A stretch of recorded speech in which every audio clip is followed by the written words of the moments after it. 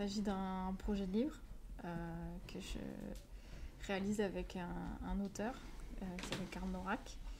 Et il m'a demandé sur quoi tu as envie de bosser. Et du coup, on est parti sur le bestiaire médiéval. C'était un peu mon inspiration. Et donc, il a écrit un texte à partir de ça et d'images de recherche que je lui avais envoyées.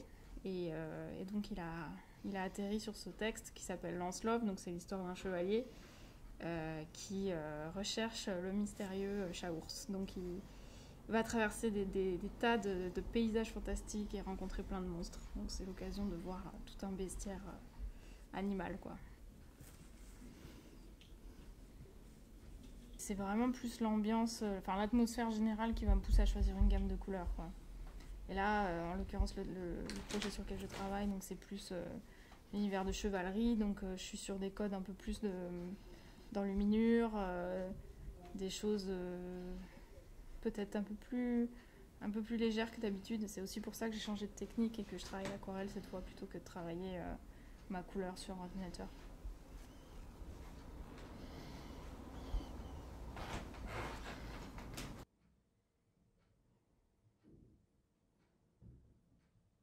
Le lien entre mes différents travaux, c'est toujours un univers assez fantastique, voire fantasmagorique. C'est-à-dire, je travaille pas mal sur l'univers onirique et la symbolique. Donc, c'est vrai que l'univers médiéval est très riche en symbolique. Enfin, c'est un univers qui a beaucoup repris, qui est beaucoup basé là-dessus. Ce qui m'intéresse dans mes images, c'est de travailler plutôt les ambiances et les atmosphères. Donc c'est vrai que moi j'aime me perdre dans des images où il y a beaucoup de détails et des décors et où on peut s'échapper en fait quelque part. Évidemment en termes de narration, il y a toujours un moment où il va y avoir on va alterner un gros plan avec un décor, etc. Moi c'est vrai que je m'épanouis dans des images où le lecteur peut s'échapper en fait et peut comprendre que l'histoire s'arrête pas au texte et s'arrête même pas à cette image et qu'il y a un univers qui s'étend en fait derrière et qu'il y a plein de choses. Et donc ça va être des détails cachés. Donc c'est pour ça que j'aime bien les jungles aussi parce que ça permet de mettre plein de choses en fait. Et donc on va découvrir un petit personnage qui est caché quelque part et qui a sa propre histoire en fait et qui participe à cet univers-là, quoi.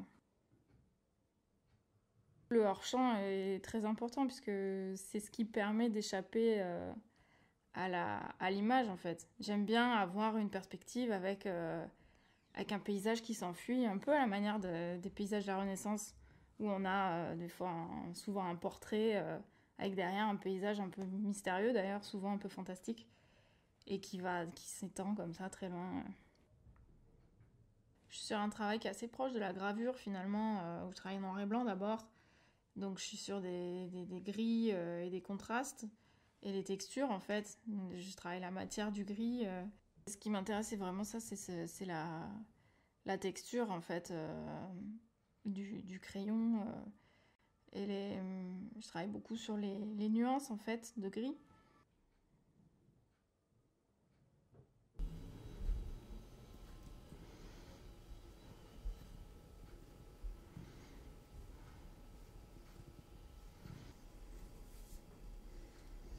J'aime bien faire des images foisonnantes avec plein de choses dedans. Et c'est souvent des univers, la plupart du temps c'est des univers fantastiques. Donc il y a plein de petites créatures et c'est vrai que je m'amuse à en insérer plein qui sont pas dans le texte et qui font un peu leur vie dans le décor, etc. Et du coup, c'est vrai que je remplis mes carnets de petites bestioles, voilà, les choses qui me viennent un peu à l'esprit comme ça. Et puis après, c'est un peu un genre de bible graphique, quoi. Je reviens dedans, je regarde, je feuillette, je chope des trucs. Et du coup, ça me fait comme un catalogue en fait de bêtes et de personnages, quoi. Alors après, évidemment, je fais aussi beaucoup de croquis, de mise en page pour la compo des images. Donc ça, il y en a plein dedans aussi. Pour le découpage du texte, etc. Et puis chaque personnage, après quand il y a un personnage principal, évidemment, je dessine 50 fois dans 50 postures différentes. Mais c'est vrai que Mon utilisation principale, c'est surtout ça, c'est le garnir d'idées et de... Un peu comme un carnet de notes pour un écrivain, en fait, hein, c'est la même chose, sauf que moi, c'est des dessins.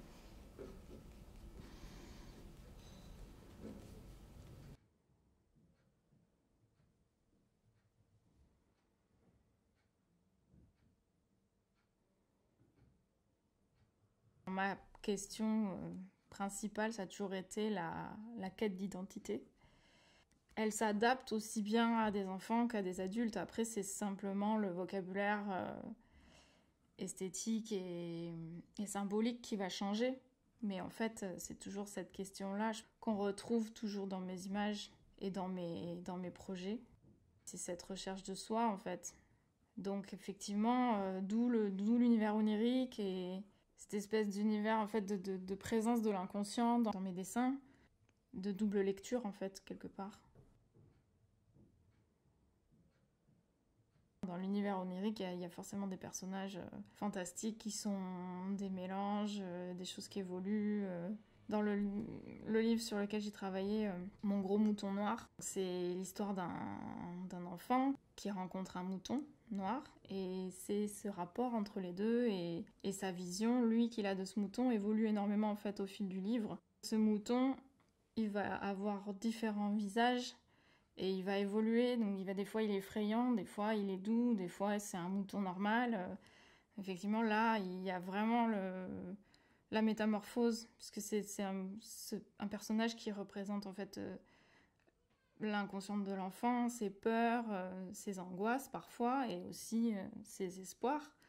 Donc oui, je l'avais fait changeant, effectivement exprès pour reprendre cette idée du regard de l'enfant qui change sur lui-même et sur le monde en fait.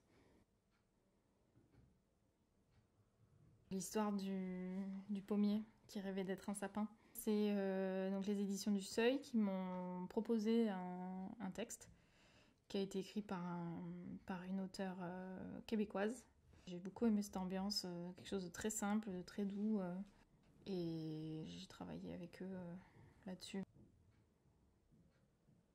Pour moi, le livre, il doit ouvrir une certaine forme de réflexion, mais qui reste ouverte. Moi, j'aime bien que tout ne soit pas forcément résolu, qu'on tire ses propres conclusions, et qu'il y ait aussi une certaine forme de mystère qui reste, en fait. Qu'on ne sache pas toujours ce qui doit être interprété, parce que c'est comme ça que ça permet de faire son propre chemin. Enfin, moi, je sais, quand j'étais petite, ce qui m'a le plus marqué, finalement, c'est ces livres qui m'ont fait réfléchir et qui m'ont perturbée, en fait, quelque part. Où je me suis demandé si j'aimais ou si j'étais un peu effrayée ou si j'étais un peu gênée ou toutes ces choses-là. J'ai envie de laisser un peu une impression comme ça aussi sur le lecteur de quelque chose qui est pas évident. Je veux dire, il n'y a pas une doctrine, il n'y a pas un truc, il n'y a pas une morale finie, quoi. C'est plus un enrichissement personnel qui va avec plein de pistes de réflexion et chaque lecteur va être touché différemment en fait par l'histoire parce que ça va sonner une cloche différente dans sa tête.